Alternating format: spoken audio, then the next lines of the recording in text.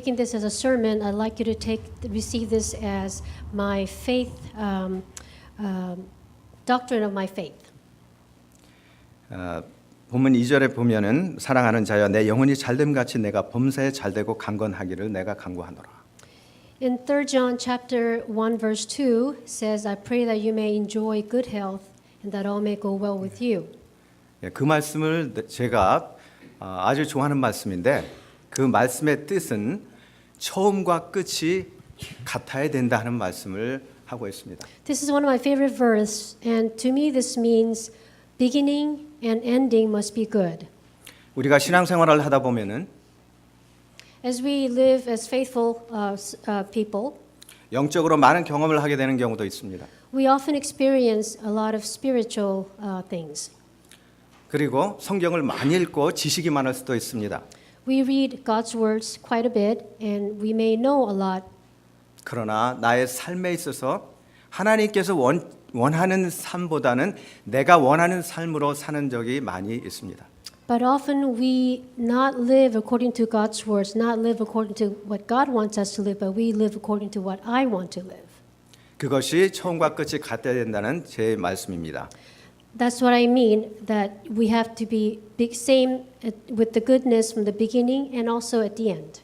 예를 들어서 다니엘은 처음 포로 생활을 하는 동안에 고생을 많이 했습니다. For example, we know Daniel, while he was living as prisoner, he went through such hardship. 철저한 하나님의 신앙 때문에 사자굴에 들어가는 위협도 받았습니다. Because of his absolute faithfulness to God, he was threatened. His life was threatened by being thrown into the lion's den.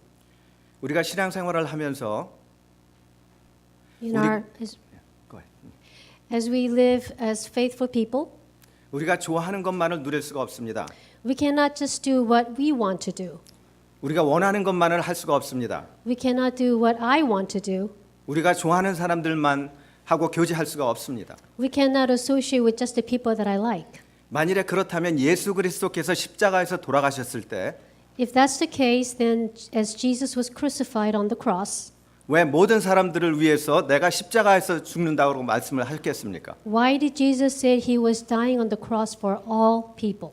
우리가 예수 그리스도를 믿는다는 것은 As we say we believe in Jesus, 하나님의 말씀에 순종하는 것입니다. that also means we want to obey God's words. 하나님께서 인도하시는 대로 저희들이 갈 때에 We want to follow as God leads us. 기적이 나타나는 것입니다. That's when we will experience miracles. 우리의 삶이 바뀌는 것입니다. Our lives will indeed change. 무엇보다도 우리를 통해서 많은 영혼들이 하나님 앞으로 돌아올 수가 있다는 것입니다. If anything, through us, many lost souls will be brought back to God. 한 가지만 묻겠습니다. Let me ask you just one thing.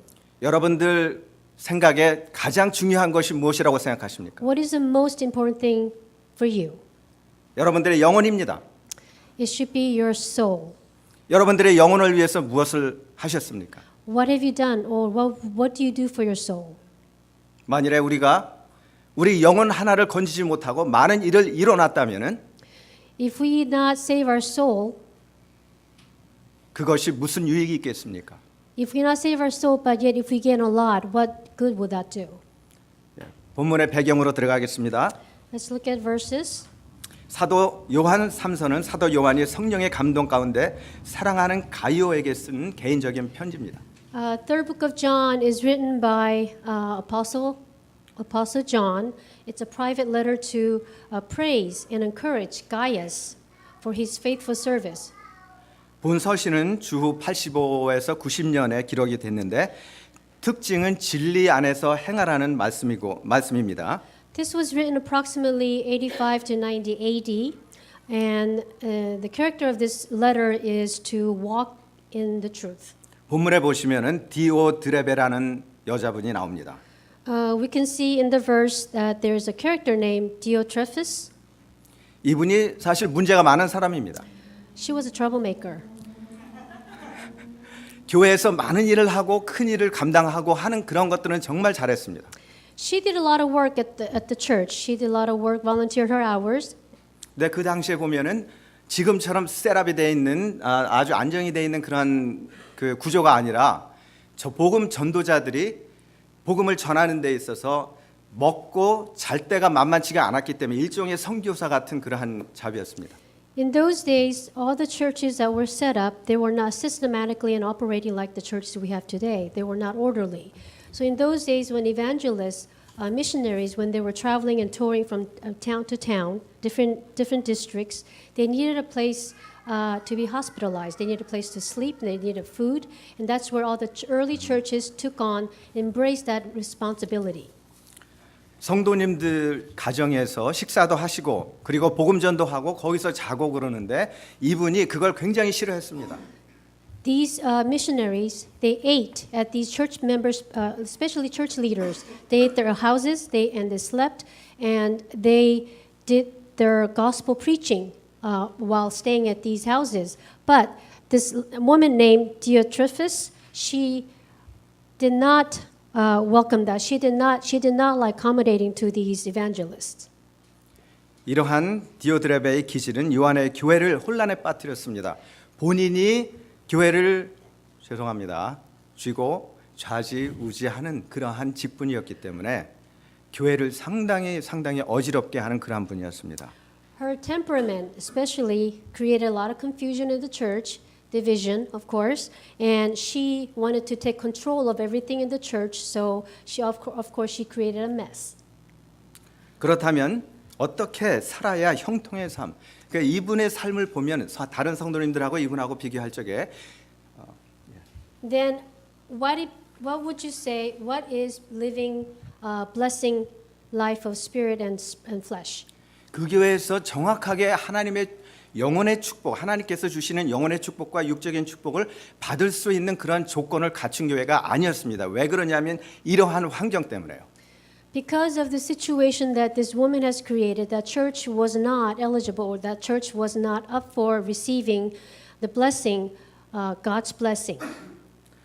그렇다면 어떻게 살아야 어떠한 교회가 돼야 하나님의 축복을 온전하게 받고 그리고 우리의 영과 차례를 잘 기억하십시오. 우리의 영과 우리의 육이 축복된 삶을 살 수가 있는가를 생각을 해보겠습니다. Then let's think about what kind of church we ought to be and what kind of believer we ought to be in order for church and also us, myself, to receive full blessings of spirit and also flesh.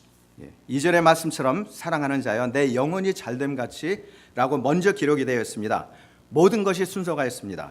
우리의 삶의 진정한 행복을 느끼기 위해서는 우리의 영혼을 귀하게 생각하고 영혼의 투자를 많이 해야 됩니다.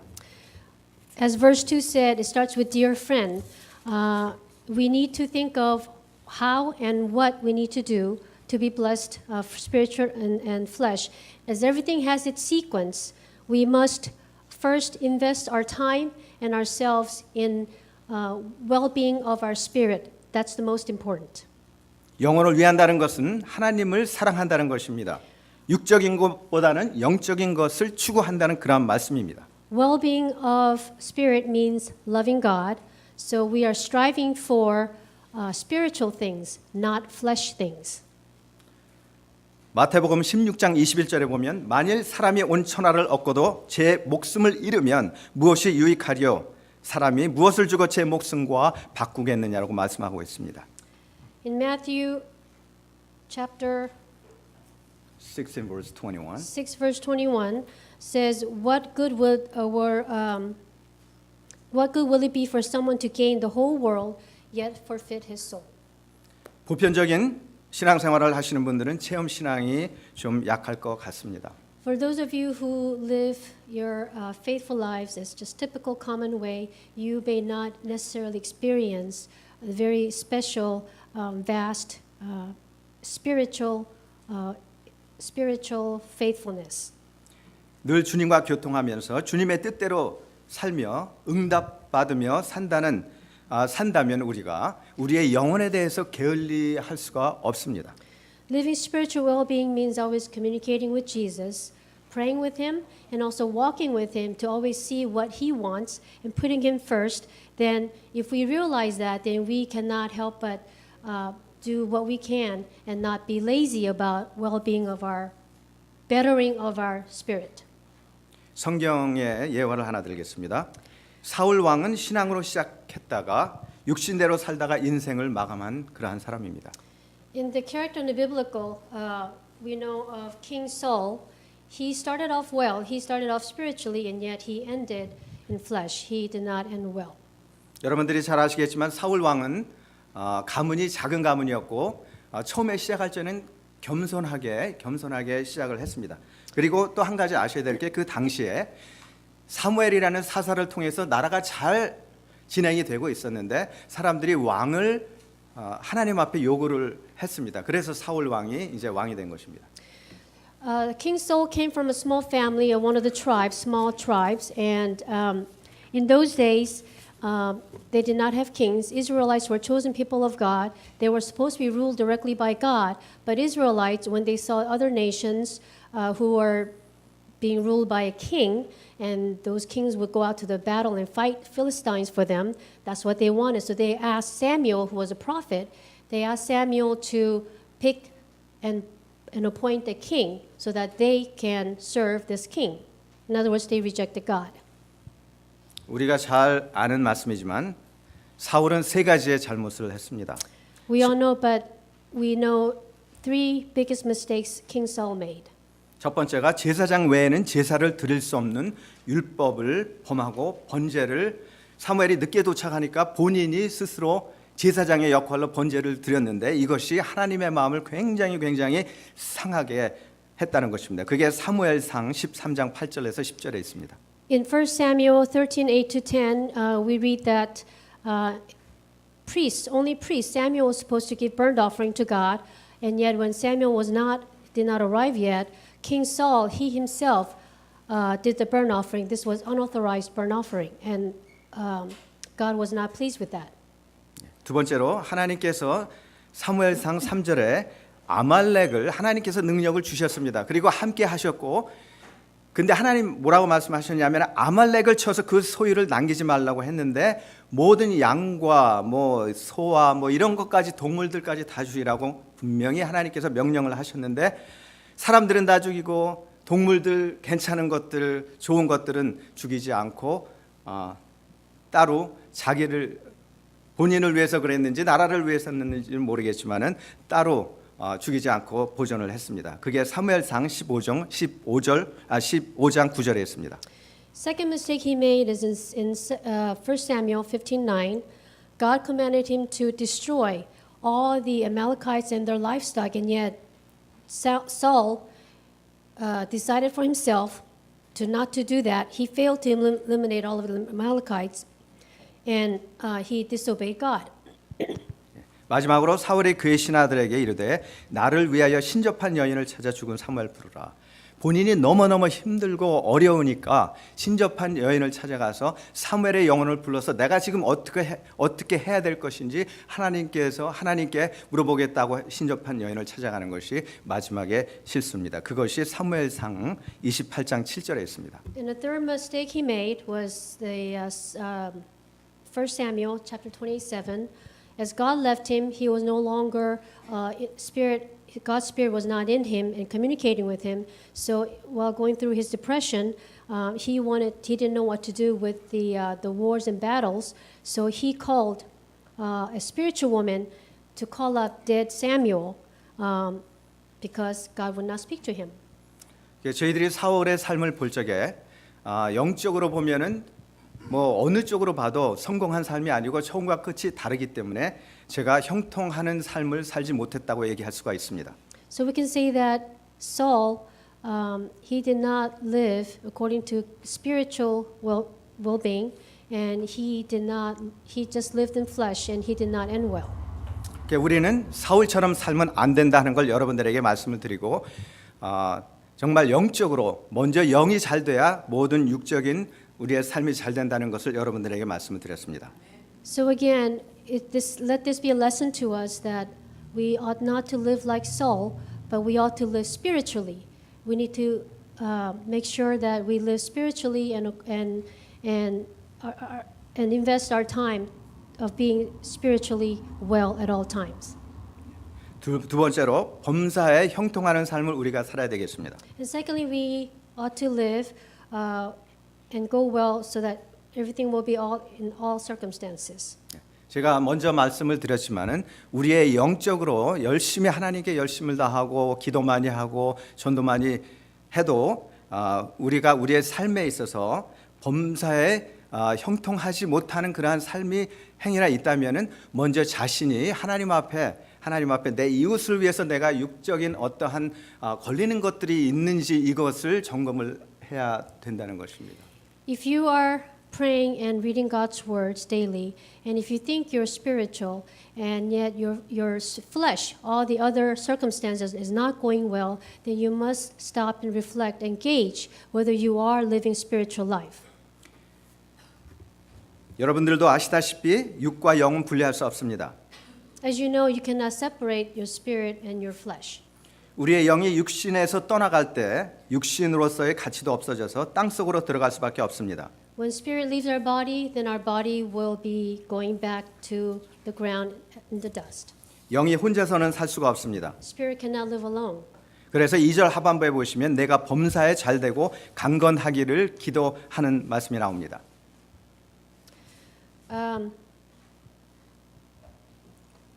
Yes. So in verse 2, where? Second verse, verse 2, second portion. So in verse 2, second portion, it says, you may enjoy good health and that all may go well with you, even as your soul is getting along well. 잘되고 강건하다는 것은 늘 강건하고 잘된다는 뜻만은 아닙니다. All going well spiritually and flesh doesn't mean that everything going well spiritually and flesh. 저는 이 부분을 이렇게 해석하고 싶습니다. This is how I would like to interpret this. 다른 많은 사람들처럼 실패도 할 수 있습니다. We too, as believers, can fail and we can go through hardships. 고난도 받을 수 있습니다. We can go through difficult times. 그러나 우리는 주님의 은혜로 포기하지 아니하고 But by grace of Lord Jesus, we ought to never give up. 늘 기도하며 간구할 때 And as we continue to pray and as we seek His help, 결국은 승리한다는 말씀으로 저는 해석합니다. then ultimately we will overcome. I believe that's what this means, being well.